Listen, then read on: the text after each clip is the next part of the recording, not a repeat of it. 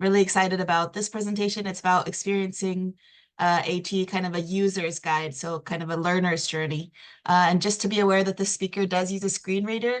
So if you do have questions that we'll ask you to kind of unmute and ask them kind of verbally, or if you'd Sure. like to put them in the chat, I can read them out myself, just so everyone's aware. So whenever you're ready, the ladies from AONTAS, go ahead and take it away. Thank you, Erica. Hi everyone, my name is Ruby and I'm an Education Projects Officer at AONTAS. Before I begin, I just want to give a big thank you to the team at AHEAD because this has been such an enjoyable morning. It's been a great event. I've learned so much and it's been really great, and especially hearing from Trevor talk about Compass, because I didn't know that was an open source. I learned about Compass in DCU, and through that I learned tools that I still use today, and also tools that I suggest to students that I'm working with, and also friends who are still doing courses, and also the AT Hive. These are such good, valuable sources that we have for assistive technology. So just want to say thank you for that. So for today's session, I'm going to be chatting to Ailish Dunne about her experience of using assistive technology. So in my role, I help plan and deliver education projects, and I get to meet really inspiring students throughout this. So Ailish recently represented adult learners with AONTAS at the Cost of Education event that was organised by the Department of Further and Higher Education. She is currently studying a level 3 in computers to prepare for university. She's a learning ambassador for Mountmellick Further Education Centre and also a retired Paralympian. So I'm expecting there will be some questions, and Ailish is more than happy to answer them. But I will ask, like Eric said, to if you're asking a question through the chat box, to wait to the end, but feel free to raise your hand or unmute yourself during the session and ask any questions. First of all, hi Ailish, how are you? Hi, how are you, Ruby? How are you? And everybody else? Thank you for joining us. It's great to have you. So before we get chatting about assistive technology, would you be able to tell us a bit about yourself?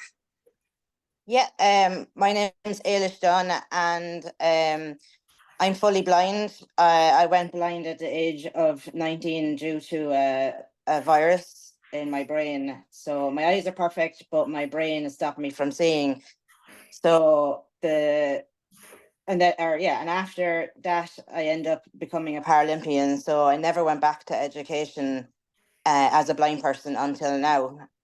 So I did all my education as a sighted person. So today I'm going to be talking mostly about what I need and what I use to do everything in everyday life now that I'm blind. I was more used to doing everything as a sighted person. So yeah, that's basically me. Thank you, Ailish.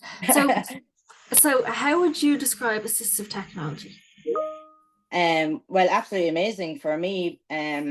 With being sighted for so many years, I never knew Braille or anything like that. So luckily, when I became blind, technology was starting to advance in the area for blind people. So I was very lucky in that way. I still don't actually know Braille because the technology is there. It was very small at the time.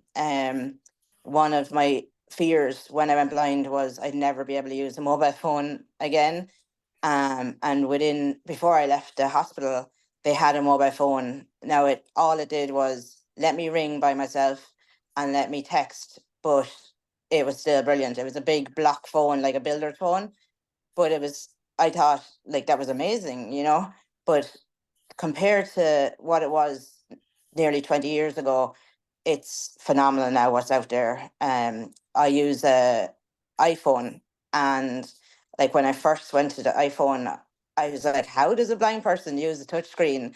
I couldn't wrap my head around it. And it's simple. Once you get to know it, it's actually built into the phone, where when years ago it had to be put in the phone. You had to buy the phone, go up to Dublin, get it installed. So it's very handy now to just switch it on in settings. Oh, that's actually great. So the device already has it installed. Yes, yeah.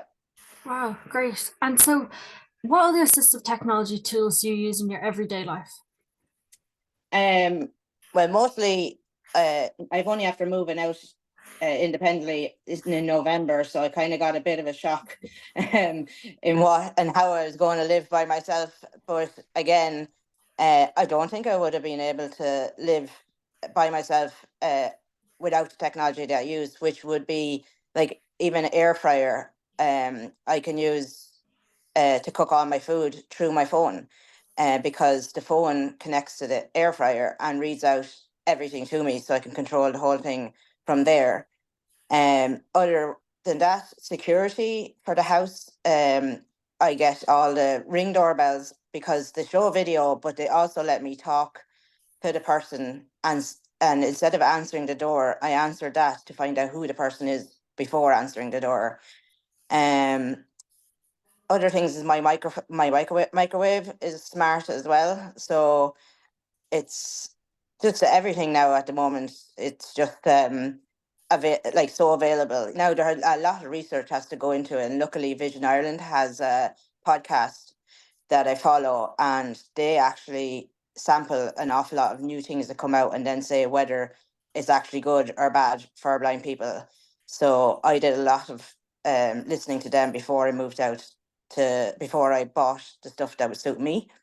But like compared to using a cooker that has no Oh, assistance, uh, it's amazing to have the the smart things that are out there now. yeah, no, that sounds great. Yeah.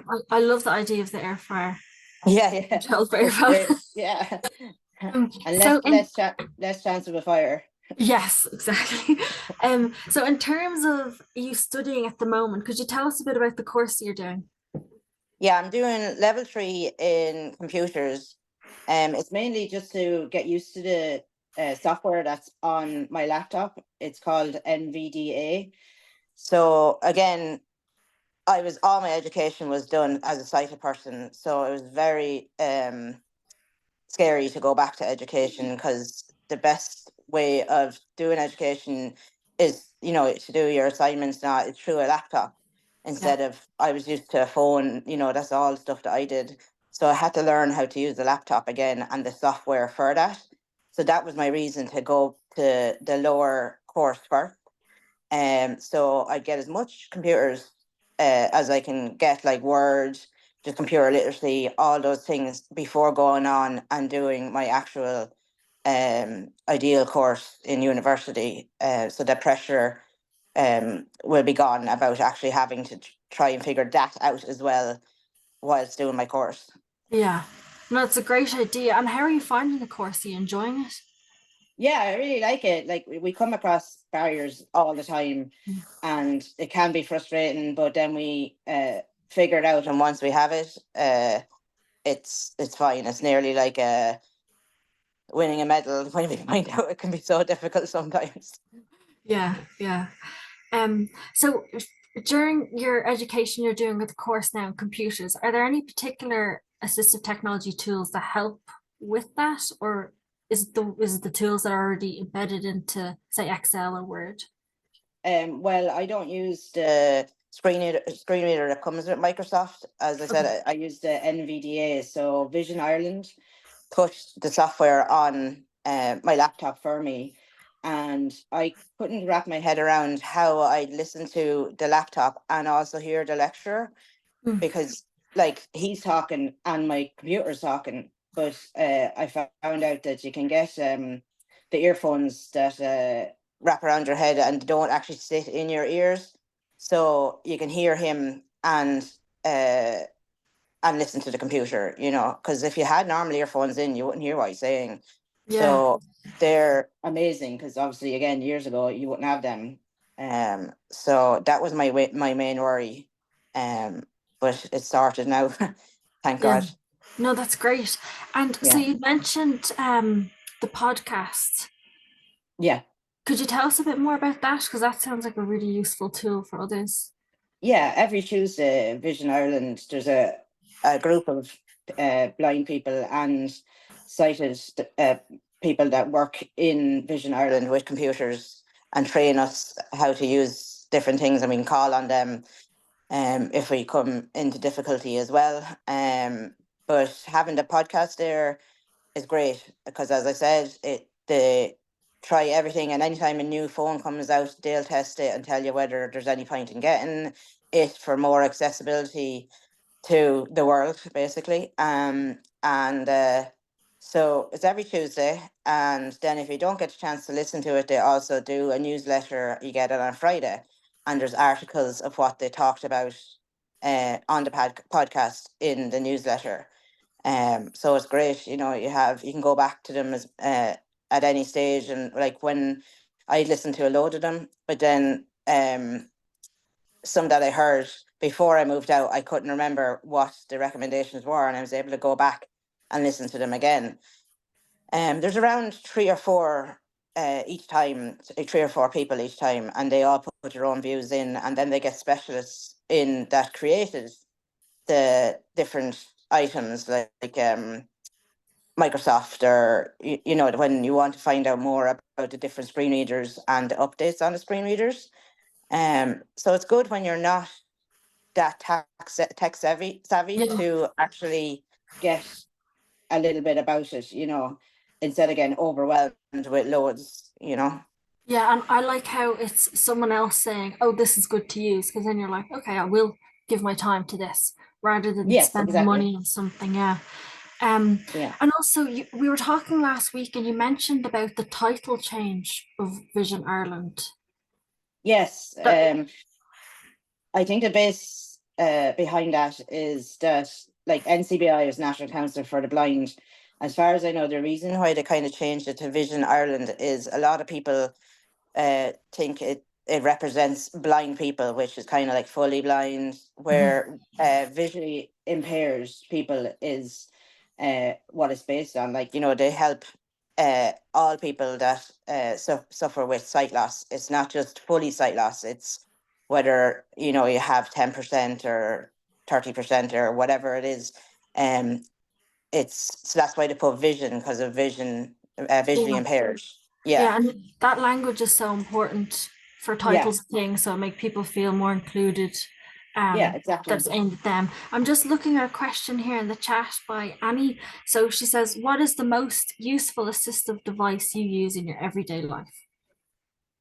For me, it's my iPhone, because there's so many apps after coming out, especially over the last few years, that are based for blind people. There's 2 in particular that I use regularly, and it's Be My Eyes and Seeing AI. And it's AI is very good for blind people, and it's developing all the time. It's, to me, the only way I can put it is that it's nearly like having eyesight. As much as other people are worried about privacy, for us, it's nearly making it to the point that we have eyesight. So Be My Eyes is like, you can take a photo, and then you can ask it questions, or there's a volunteer call button on it, and you can just call somebody if you've dropped something, and there's 5 million volunteers all around the world on it, Oh, and they can help you, they assist you without knowing who you are. Like, they can't see your photo or anything. Or if you got lost somewhere. And then there's another one that actually I'm only using lately, because I'm trying to walk around my town independently, and it maps it out, gives you like what were marks on the town, and once you get to 10 meters to that area, it makes a noise, and then also tells you in your left ear pod what is on the left hand side and what's on your right hand side in your right ear pod. So just like the amount of stuff that's coming out lately for access to the world for us is just amazing. yeah. And that's Like, really interesting because, sorry to interrupt, just with AI, some people kind of have a negative perception of it or think it's a damaging thing, whether it can really allow people to do incredible things. yes, exactly. It's like, I've shown it to the people in my computer course, and they couldn't believe what it was able to do for me, and the descriptions, and the point that, like, I took a picture of the classroom, and then I asked it questions about the classroom, and it can even tell you, like, if you had a photo in a photo frame, it could tell you what's in the photo. Yeah, You know, there's just so much out there, you know, to help us, thank God, now, like, compared to, I don't know how I would have handled going blind after having sight for so long without the technology. Yeah, no, definitely. Um, Another question I had about, so you're doing this computer course in hopes to go on to university. What are you hoping to study? Well, I'd love to study psychology, because when I left Leaving Cert, I went on to do social studies, and I had done a year of that. But when I tried to go back after I got sick, I literally got out of hospital and decided to go straight back, which was the wrong decision at the time. And we found out that I wouldn't be able to do social studies, but I should pick a subject that I would be covering in it and go into more detail. So I had picked psychology, and I tried to go back to college doing psychology, and then I got sick again. So I Yeah, was 2.5 years of illness. So by the time I came out of that, the sports had got involved. So education went out the window then. So I hope to go back and do psychology. yeah. No, you definitely will, and that would be great. And particularly like the tools you were describing to Yeah, make a it lot of totally people. possible. Yeah. Yeah, I and was sorry. Go ahead, Ailish. well, like a lot of people say now compared to when I had sight, like if I do get a degree in psychology, a lot of mine will be based on empathy, not sympathy, because I have experienced some bad things, so it's not, people Yeah, won't be coming into me uh just dealing with sympathy. It will be more empathy than anything. So yeah. No, definitely. And you're such an advocate, and the things that you do online, it's really great. I just have a question here is what is the name of the app that guides you when you're walking? Soundscape is the one I use. Soundscape. Yeah. And with that as well, which is cool, is if there's somebody else that has been in an area in the country, they can save the map of where they went. Say, like I went to Kilkenny a few months ago, and somebody obviously that also used Soundscape had been there and had put markers into certain areas. And once I went into Soundscape, it told me where those like say Kilkenny Castle was and how far it was away from me. So it's kind of cool in that way that other places are mapped out. Yeah, that's actually really interesting. Yeah, it's like a community, Yeah. yeah, very good. Um, and another question I had was about the challenges or maybe the barriers, say financially, for assistive technology. Um, Well, yeah, that is a problem. Like as I said, I depend on an iPhone now. Samsung obviously has a software as well, but as good as the iPhone is, every time technology or apps and the iPhone itself has more software on it in the settings, you have to get the newer iPhone to get the access to that. So like you could have an iPhone that's iPhone 10 and it could do you for years and years. But for me to be able to keep up to date with the most accessible thing, I have to keep buying a new iPad or iPhone, sorry. And then when it comes to the laptop, the software I use is free. There's another one called JAWS, and you have to pay an annual fee for that.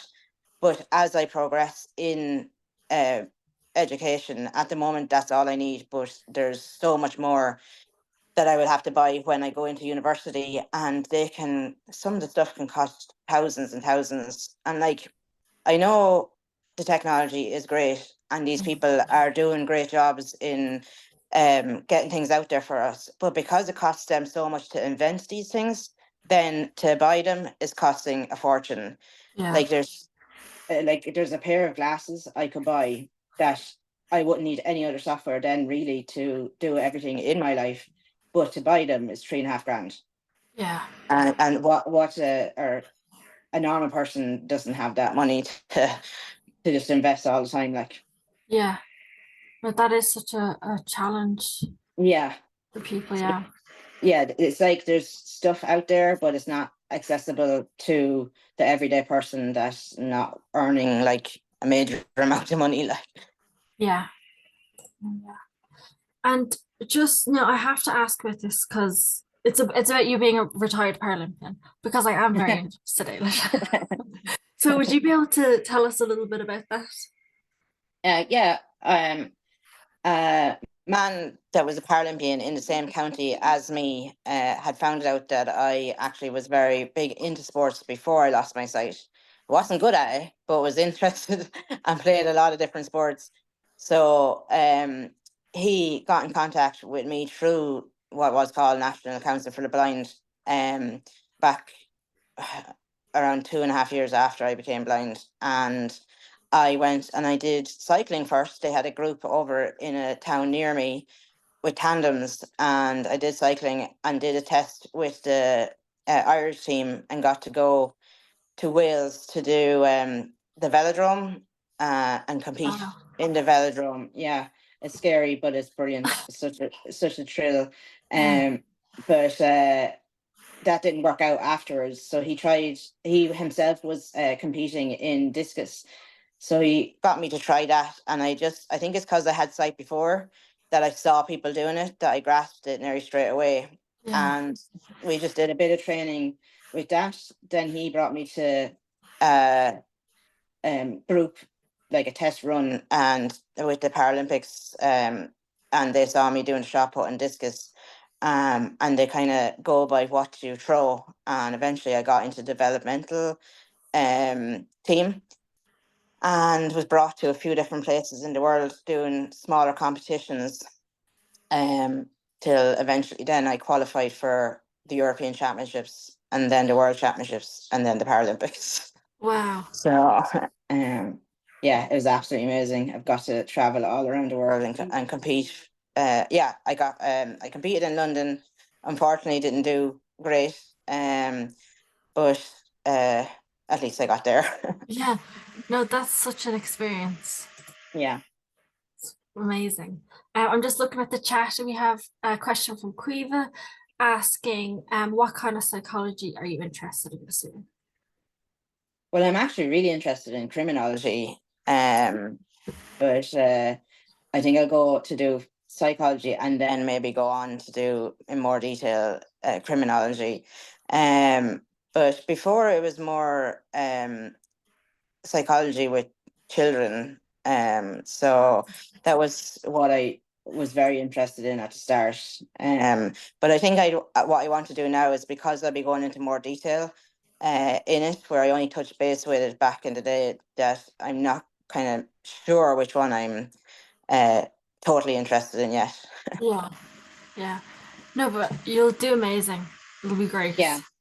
Now I'm going to open the floor up. If anyone would like to ask questions, unmute their mic. Ailish is happy to answer. But before Ailish, I just want to thank you so much. It's been Thanks, great to Ruby. hear your story. Yeah. Really enjoyable getting to know you. So anyone has questions, you can just let us know.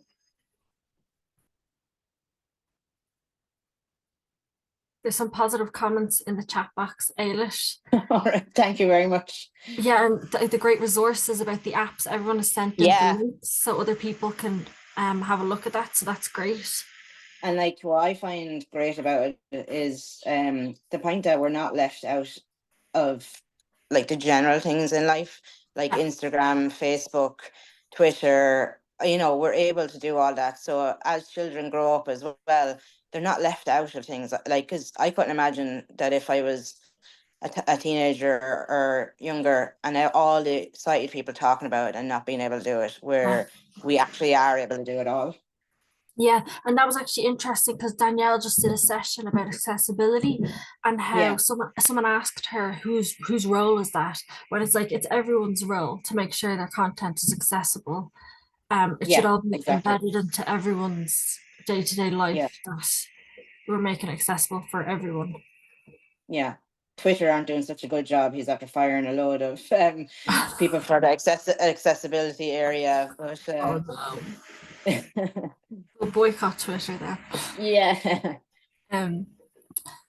So does anyone have any questions or comments for Ailish?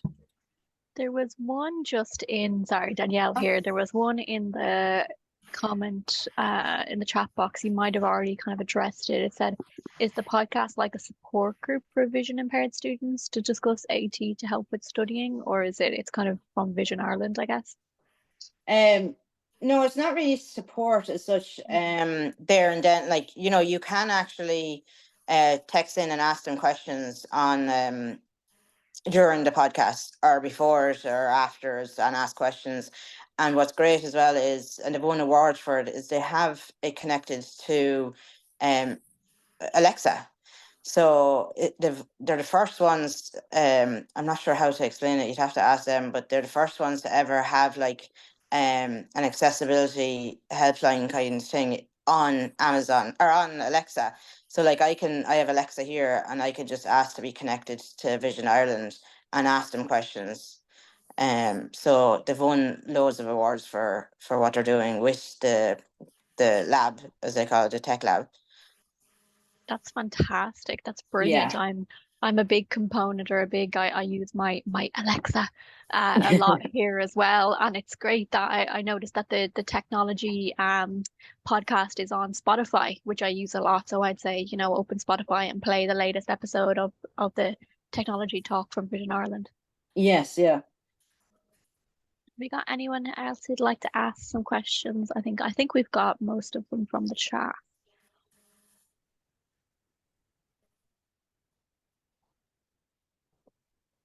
Don't be afraid. Sorry, my name is Paddy. I've been listening to your story. I know exactly what it's like. I have sight loss myself, and to be honest, I wish you all the best of luck with your studies and all that in the future.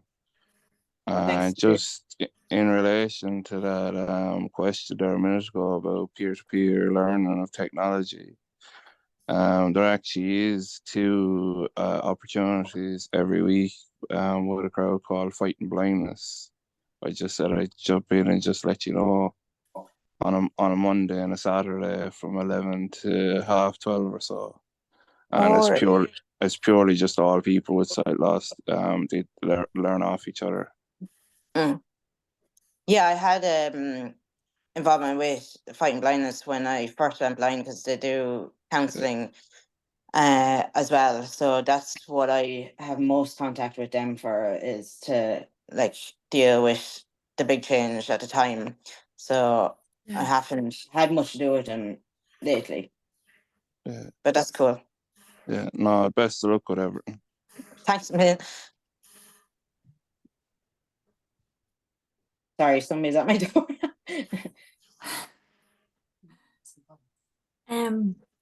Well, Ailish, that's been great. And it's great you're having an amazing time at Mountmellick Further Education Training Centre. And it's great you're enjoying your course. I really appreciate you coming, taking your time to chat to us today, because it's these learner voice stories that really make the difference. And it's been a great event. Like I said earlier, it was amazing for the head team. So if we've no more questions, and Ailish, if you would like to highlight anything that you want to promote it now, or well, not really. Like, just the point that we can now go into classes, like everything's available to us, that I can go into PLC courses and be with able-bodied people and still do the same course as them, because of the technology that's out there now. The only thing I would hope that as time goes on, that the technology would become cheaper for people that aren't millionaires, basically. Because I'd love so many of the different technologies out there to make life easier, but they're just not feasible. Yeah. So if I don't know how they'd work it out, because it obviously costs a lot to make this stuff, and but like, what's the point in having made them if people can't buy them? Yeah, exactly. Yeah, but thank you so much, Ailish. I appreciate it. Thank you, and thanks for everything you've done for me. No problem at all. We'll stay in touch. Yeah, thanks, Ruby, and thanks everyone. Bye.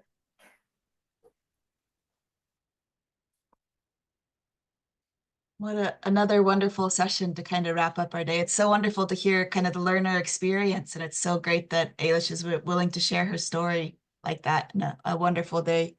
Lots of highlights of the day already. It's only been the first day of Gather. It's hard to believe so much has been done. What's been your highlight, Danielle, do you think? You can say your own presentation if you want.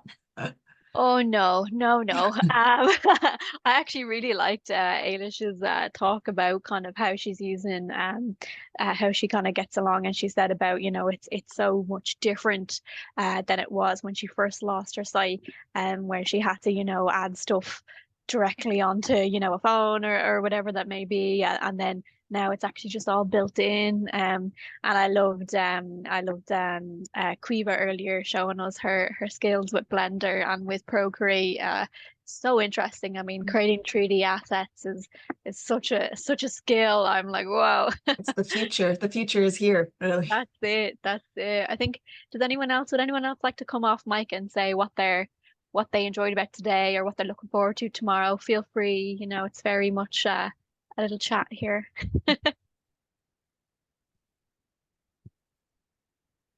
And thanks so much again to all of our speakers. I mean, it was a great first day. Delighted to get involved. Someone was saying they love the learner experience aspect. Yeah, absolutely. Yeah. It's such a huge part of it, isn't it? We've got a hand up there from Kathleen. Would you like to come on? Hi, can you hear me? Yes. Yeah, just say thank you very much. It's been fantastic. I mean, we're in Exchange House, we're trying to get into the whole thing about accessibility, UDL, you know, we're kind of in the start in our journey. And just to listen, look, every presentation has been useful. You know, you're getting points and you're thinking, oh, how can we connect this to us? You know, how can we? But no, it's just been fantastic. I'm really looking forward to the next 2 days. So thank you to everybody. Oh, Thanks great. so Thank much, you. That was lovely. Kathleen. Thank you so much, Kathleen. And yeah, actually, we're, well, you know, here at obviously at Ahead and AONTAS and Nala, we're obviously there to kind of help with these journeys. I can see Derval there smiling at me as well.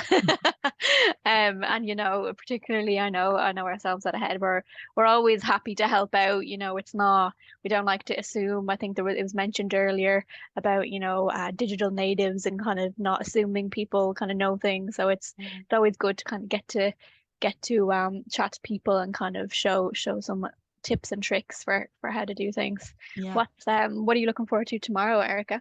Oh, lots of things. It's hard to kind of know where to start. Looking forward to the altitude charter and kind of learning a bit about kind of the AT side of that or what that entails. It's kind of the big universal design for tertiary education charter that's kind of in the process due to come out soon. Also looking forward to the Google session, as well as I know there's a few more kind of learner voice sessions. So many things to look forward to. What about you, Danielle?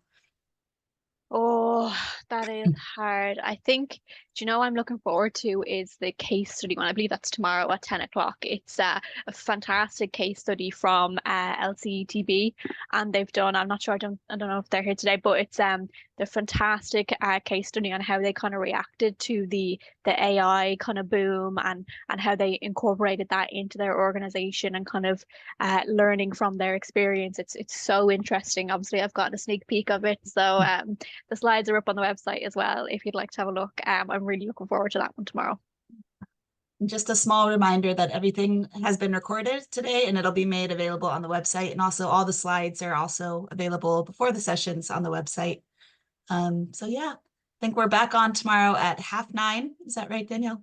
Yeah, exactly. Yeah, I see Brendan there now as well. Brendan from LCETB tomorrow. Brilliant, Brendan. Well, I'm looking forward to it tomorrow. And it's the same link tomorrow as well, so everyone knows. That's a good point. Yeah, it's the same link.